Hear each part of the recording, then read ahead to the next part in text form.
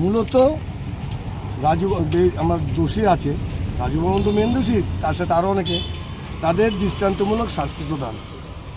আর আমাদের এলাকাবাসীর ইচ্ছাক্রমে গণস্বাক্ষর নেওয়া হচ্ছে, ওকে আমাদের ক্লাব থেকে বহিষ্কার করা চিরতরে এবং এলাকা থেকে বিতরণ করা।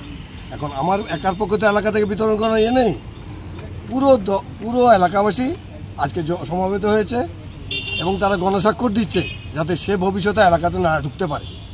এইটাই আমাদের মুখ্য উদ্দেশ্য। আমরা প্রশাসনের কাছে এই বার্তা দিতে চাই যে আপনারা আমাদের সাহায্য করছেন, আপনাদের পুরো সহযোগিতা আমরা পাচ্ছি এবং একটা পর একটা অ্যারেস্টও হচ্ছে, কিন্তু মূলত এখন যে মূল অভিযুক্ত রাজু বর্মন, সে কিন্তু এখনও ধরাছোঁয়ার বাইরে এবং তাকে ধরার জন্য আমাদের যা যা ক্লু আছে আমরা বলছি, আশা করি হয়ে যাবে।